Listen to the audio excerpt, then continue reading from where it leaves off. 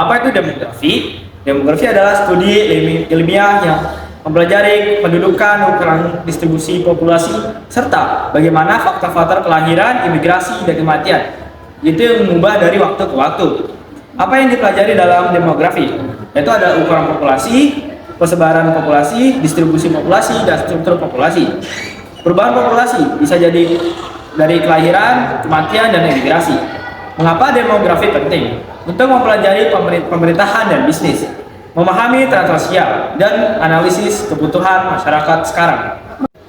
Oke, selanjutnya itu faktor demografi. Jadi faktor-faktor apa yang mempengaruhi demografi? Nah, itu terbagi menjadi dua kelompok besar. Yang pertama, faktor murni, yaitu mempengaruhi perubahan jumlah penduduk. Ini adalah faktor dasar yang langsung menentukan pertumbuhan atau pengurangan penduduk. Yang pertama, ada fertilasi, kelahiran. Jumlah bayi yang lahir itu akan menambah penduduk. Kedua, mortalitas, kematian.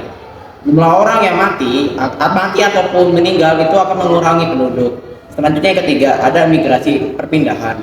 Perpindahan orang dari satu tempat ke tempat lainnya. Imigrasi menambah penduduk, emigrasi mengurangi penduduk. Faktor ini berhubungan langsung dengan pertumbuhan penduduk. Selanjutnya yang kedua, ada faktor sosial ekonomi. Faktor ini mempengaruhi komposisi kelompok ataupun penduduk. Faktor ini tidak selalu menumbuh atau mengurangi jumlah penduduk, tetapi lebih banyak mengurangi bagaimana penduduk tersusun. Yang pertama ada usia. Usia ini menentukan struktur umur.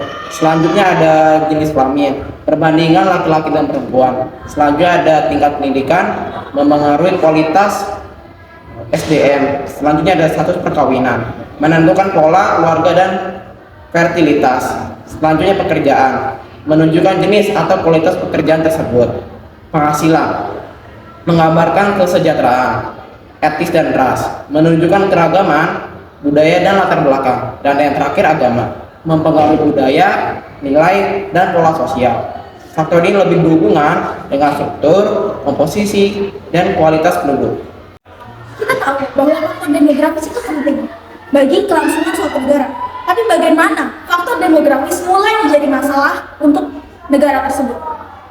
Pertama, faktor dipengaruhi oleh faktor demografis murni. Faktor demografis murni itu adalah faktor demografis yang paling mempengaruhi kependudukan. Yakni ada tiga, ada fertilitas, mortalitas, dan migrasi penduduk.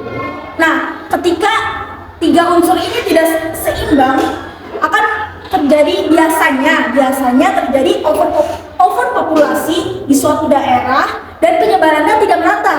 Kemudian dari penyebaran yang tidak merata itu, struktur dan komposisi penduduknya tidak seimbang antara satu daerah dengan daerah yang lain. Kemudian dari situlah kesenjangan sosial ekonomi terjadi. Saya beri contoh. Kita bandingkan antara ibu kota dan kota terpencil seperti contohnya kota Cirebon.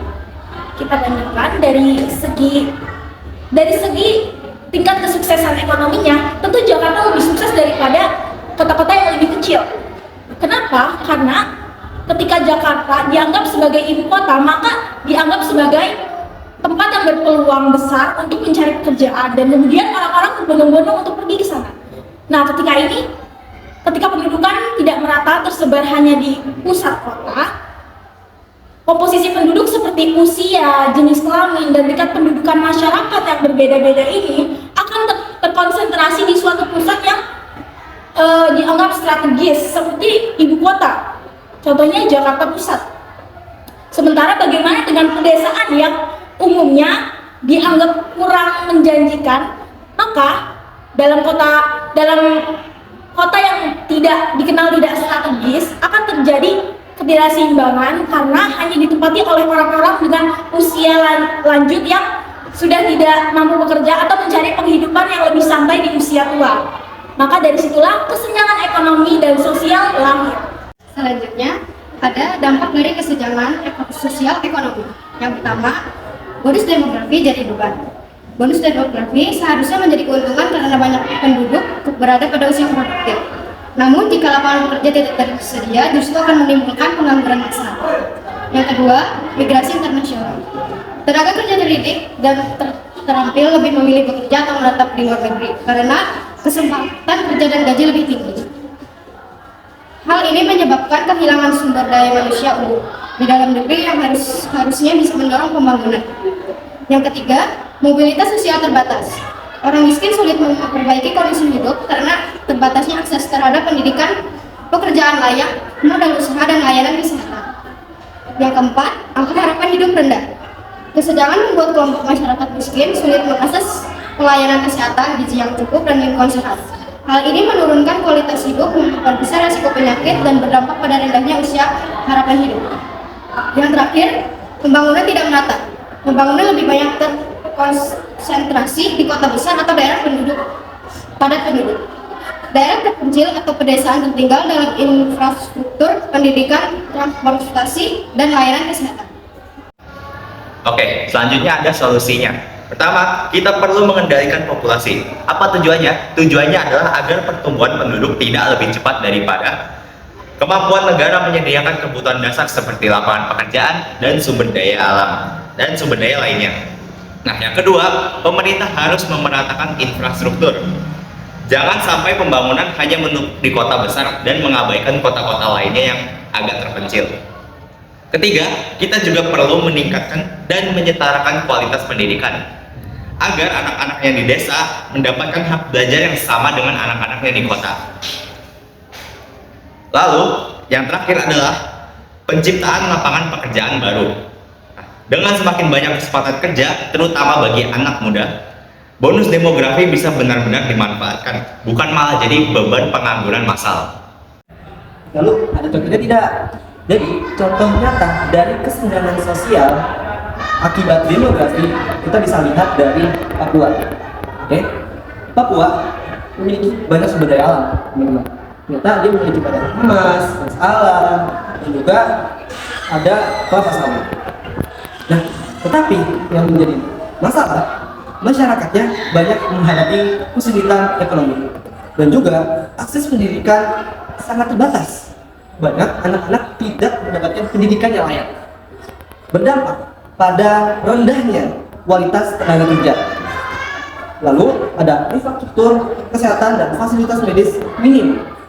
Pelayanan kesehatan sulit dijangkau masyarakat.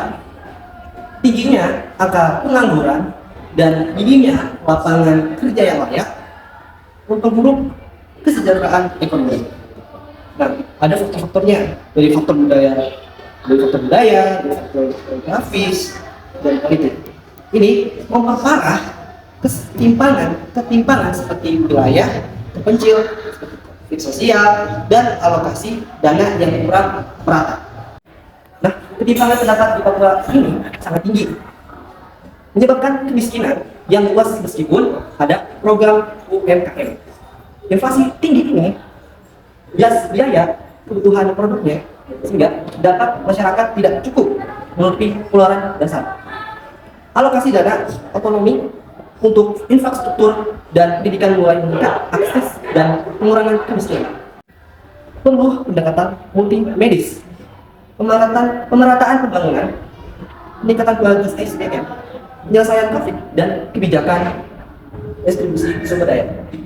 Tujuan agar kekayaan alam Papua dapat dinikmati oleh masyarakat luas dan kesenjangan sosial ekonomi dapat ditekan.